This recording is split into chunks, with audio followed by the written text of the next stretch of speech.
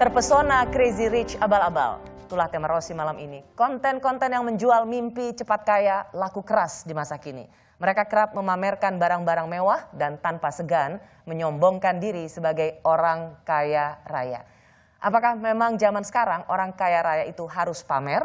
Atau sesungguhnya yang sering pamer itu justru Crazy Rich abal-abal? Sudah bersama saya motivator marketing Tung Desem Waringin. Selamat malam Pak Tung. Selamat malam Rosi yang makin cetar membahana. Kita sudah lama sekali nggak ketemu. Kita ketemu. Iya, lama sekali nih. Saya ingin dulu mengingatkan, saya rasa pasti banyak yang sudah mengenal Pak Tung Desem Waringin. Ini kita lihat fenomena Crazy Rich yang ternyata abal-abal bagi-bagi uang, menghambur-hamburkan uang, beli barang mewah. Tapi kalau bicara soal bagi-bagi uang, Pak Tung Desem ini terkenal dulu dengan membagikan uang lewat pesawat terbang. Sebuah gimmick yang dulu cukup fenomenal meskipun juga pro dan kontra. Jadi dalam kesempatan ini Pak Tung, saya rasa Anda bertanggung jawab terhadap gimmick ini. Karena para Crazy Rich abal-abal ini tampaknya mengikuti langkah Anda bagi-bagi uang. Dulu Anda dari pesawat terbang, kalau mereka langsung di darat.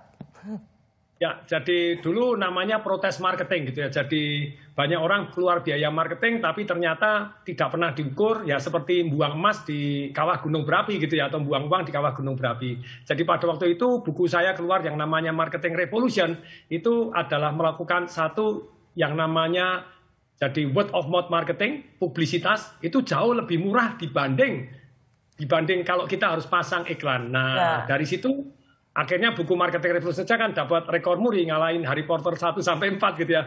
Satu hari laku 38.878 buku. Orang harus 10 tahun, saya satu hari laku gitu. Jadi memang untuk menarik perhatian ini, jadi salah satu cara untuk Anda bisa berjualan dengan baik. Jadi kalau Anda harus pasang iklan, mahal. Makanya nyawer ke Rizky Febian, nyawer kemana, terus kemudian numpang orang-orang yang followernya banyak, langsung jadi lebih ngetop gitu. Ya. Hanya problemnya tidak bawa manfaat, malah bawa sengsara, itu yang paling bahaya.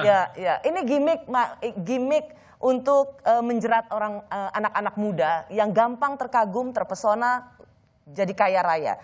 Kan sekarang titlenya Crazy Rich. Para sultan itu betul-betul mempesona anak-anak zaman sekarang supaya cepat ingin jadi sultan, jadi crazy rich. Tapi Pak Tung, bagaimana sungguhnya membedakan mana crazy rich yang memang beneran, mana crazy rich abal-abal? Ya kalau mau yang paling dasar bayar pajak berapa gitu. Tapi kan masyarakat awam kan nggak sampai ke sana taunya. Ya satu, kemudian berikutnya memang kita perhatikan terlebih dahulu. Kalau saya ditanya, Pak Tung itu juga follow Indra Kents? Oh iya, karena pernah Instagram bareng gitu ya. Terus kemudian fenomenanya menarik. Saya belum tahu kalau ternyata kayaknya dari binomo gitu ya. Tapi kegilaannya dia untuk menarik perhatian, saya ini kan mata lebah. Kalau mata lebah beda dengan mata lalat. Mata lalat selalu di kebun bunga pun nemunya tai kan gitu ya. Tapi kalau saya ya di kebun tai nemunya bunga. Kok dia bisa? Nah nih, fenomena ini menarik. Walaupun saya tidak ikut-ikutan, tapi saya melihat, oh cara begini tuh luar biasa ya. Oh murah banget. Oh, terus kemudian, oh bagi-bagi duit gini. Apakah saya ikutin? Belum gitu ya. Karena saya pengen tahu arahnya mana. Ternyata arahnya, waduh, jadi tidak bawa manfaat, malah bawa sengsara. Jadi event sekelas Pak Tung Desem sendiri sebenarnya dulu terkagum-kagum ya dengan Indra Kents ya? Sempat. Ya, jadi ini kok dalam satu hari nambah follower 600.000. Oh, gila benar gitu ya. Jadi apa ini yang terjadi di TikTok, di ini. Jadi pada waktu saya sebenarnya nggak tahu, tapi pada waktu diajak Instagram bareng dengan beberapa orang, terus kemudian ada Indra Kents, terus kemudian saya follow back, kemudian saya perhatian, ini orang menarik sekali. Jadi dari satu sudut marketing itu sukses kan gitu ya. Tapi sekali lagi, kelemahannya orang itu kepengen kaya. Pengen kaya boleh nggak? Boleh. Semua orang dong pengen kaya. Pengen cepet kaya boleh nggak? Boleh. Semua orang pengen cepet kaya. Pertanyaannya gini, bawa manfaat nggak? Jadi kalau ujung-ujungnya tidak bawa manfaat atau bahkan merugikan orang lain, ya celaka. Jadi di dalam grafik orang itu ya, jadi boleh nggak diri sendiri untung? Boleh, tapi bawa manfaat untuk orang lain.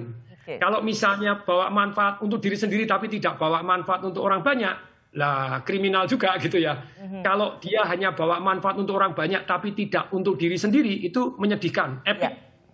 Tapi kalau tidak bawa manfaat untuk orang banyak dan tidak bawa manfaat untuk diri sendiri, itu kebodohan. Dan banyak dari kita yang bodoh juga gitu ya. Itu memang kita sendiri begitu terkejut, banyak sekali yang terpesona, terkagum dan termotivasi oleh orang-orang seperti Indra Kents dan juga Doni Salmanan yang ternyata sebenarnya penipu. Contoh sebenarnya Ridwan Radian di sini yang menjadi narasumber saya malam hari ini di studio, Pak Tung Desem. Ketika saya tanya dia dalam kondisi lagi kalah atau loss terus, sudah taruh duit begitu banyak, tapi ngelihat Doni Salmanan justru beli barang mewah artis-artis yang juga kaya raya, para sultan, dia merasa kesel nggak? Jawabannya adalah? Termotivasi malah. Malah memotivasi justru aku harus kayak begitu. Nggak pernah terbersit, enak ya, kok duit saya hilang tapi kok dia malah bagi-bagi. Enggak, tapi dia justru melihat motivasi ya. Betul. Dan motivasi dari seorang Doni Salmanan itu membuat kamu mengeluarkan uang sampai apa? Apakah menghabiskan seluruh tabungan atau tindakan drastis apa yang bisa kamu lakukan? Waktu itu dari tabungan sudah habis, gitu kan, sampai saya jual rumah gitu kan. Saya ada rumah 3 dan mobil 1, semua kejual. Kamu jual semua? Jual semua. Hanya untuk trading di platformnya Doni Salmanan, Quotex itu? Betul. Udah nggak peduli, pokoknya jual? Betul. Bahkan sampai saya pinjem gitu. Setelah aset habis, saya penasaran terus gitu, sampai pinjem-pinjem segala gitu akhirnya, begitu. Makanya kamu bisa sampai kehilangan 1,2 miliar ya. Wow. Pak Tung, ini kan motivator gila banget, bisa sampai membuat orang jual rumah, minjem duit, meskipun loss, tapi tetap mau taruh lagi. Ya, itu namanya sudah dikondisikan. Jadi pada waktu awal-awal kan diberitahu, Mas Ridwan ini diberitahu, kalah itu adalah ya kemenangan tertunda. Terus profit yang tertunda. Saya juga pernah kalah tuh, akhirnya saya bisa nyawer ke sana, bisa beli Porsche. No, kalah itu biasa saja, no, asal Anda mau terus lanjut. Nah, tapi ternyata kena jebakan ya setiap kalah sana dapat 80% atau 70%. Wah, itu jahatnya luar biasa seperti itu. Dan itu juga Anda nggak tahu ya, baru karena ada afiliator memberikan kesaksian itu di YouTube. Betul. Jadi Anda baru tahu bahwa Anda kalah itu 80% jadi miliknya Doni Salmanan. Ya, betul. Ya. Pak Tung, sebenarnya lesson learn dari apa yang terjadi pada Indra Kents dan Doni Salmanan buat generasi muda yang memang ya mereka sudah punya gaji, tapi mereka ingin juga punya investasi. Apa sesungguhnya yang guidance utama yang harus dilihat oleh generasi muda? Apalagi sekarang kan banyak platformnya. Jadi kalau misalnya trading, saya sebetulnya gini, kalau kita mau investasi ya, investasi yang paling menghasilkan itu adalah investasi leher ke atas, nomor 1. Maksudnya apa sih? Kalau kita tidak punya pengetahuannya, akibatnya kena seperti di sini. Salah satunya. Kemudian yang kedua, investasi yang terbaik. Yang kedua adalah ya kita investasi kepada teman-teman yang energinya sama, yang positif, yang terbukti gitu ya, betul. Yang ketiga, kita harus bisa membedakan antara investasi dengan trading. Trading ini beda loh dengan investasi. Trading Anda jual beli. Kalau investasi ditaruh. Anda cari fundamentalnya yang bagus, mau naik kita beli, mau turun kita beli lagi. Nah, kemudian berikutnya kita harus membedakan antara investasi dengan spekulasi. Kita harus bisa membedakan. Kayak yang di binomo, harus nebak naik turun kan spekulasi. How you know? Bagaimana Anda bisa tahu gitu ya? Jadi bahkan para trader saham yang ditantang oleh Warren Buffett diajak taruhan $1 juta 10 tahun. Warren Buffett kan selalu ngomong, kamu bilang trading bisa menang ya dengan investasi. Mari kita lihat gitu. 10 tahun ternyata ada yang berani akhirnya. Setelah diubek-ubek terus dimarahin sama Warren Buffett, akhirnya ada yang berani. Protegi. Jadi protegi di 2008 berakhir di 2018 yang lalu 10 tahun. Ternyata Warren Buffett hanya taruh di S&P 500 average taruh. Mereka trading. Problemnya trading yang dititipkan ke fund manager yaitu apa? Nah ini sebetulnya ya sedih sekali begitu ya. Begitu Anda beli satu fund atau ini langsung kena charge 0,5 sampai 5%. Setiap tahun Anda mau rugi mau untung dia dapat 2%. Dan ternyata fund manajernya ditargetkan oleh para yang punya fund ini tadi, Anda harus jual beli. Nah kalau jual beli mereka akan untung dari jual dari beli, bukan untung karena Anda untung. Nah trading itu kalau Anda lakukan sendiri bisa di platformnya masing-masing. kalau kita membedakan bahwa ini tradingnya ini abal-abal ataupun yang boleh gitu ya. Kalau Anda diajarin ilmu, itu Anda boleh pakai platform apapun. Kalau Anda bilang robot forex, boleh dipakai di platform apapun. Boleh dipakai aplikasi apapun, boleh di macam-macam sekuritas, terserah Anda. Itu Anda diajarin ilmunya. Tapi kalau Anda yang ceritanya hanya boleh di satu tempat saja, nah itu banyak negatifnya begitu ya. Saya kembalikan ke Bung Ridwan. Untuk yang Quotex ini Anda nggak boleh ke platform yang lain, hanya boleh di Quotex. Hanya di Quotex. Hanya di Quotex dan tidak boleh ke platform yang lain. Bukan tidak boleh sih, tapi karena pembelajarannya di Quotex gitu kan, jadi menganjurkan di Quotex saja. Ya, ini bisa jadi indikasi bahwa nggak benar ya Pak Tung ya? Ya. Ya kalau memang dibikin secara eksklusif hanya di platform ini saja. Kalau Anda mau pakai robot ataupun pakai trading ya, ini kisah pengalaman. Satu hari saya pernah didatangi salah satu bandar begitu ya. Dan bandar ini ngajak saya menjadi influencer juga. Seperti Indra Kents dan Doni Salmanan ini? Ya, jadi intinya gini, Pak Tung, ini ada 11 cara untuk ngabisin duit orang. Keren nggak? Hah? Bilang gitu? Jadi misalnya begini ya, Anda bilang forex, naik turun, naik turun, naik turun. Pada waktu naik, kan nggak bisa pip. Ya, biasa average 10 pip atau 100 pip. Itu dikali 0,75. Tapi kalau turun, dikali 1,25.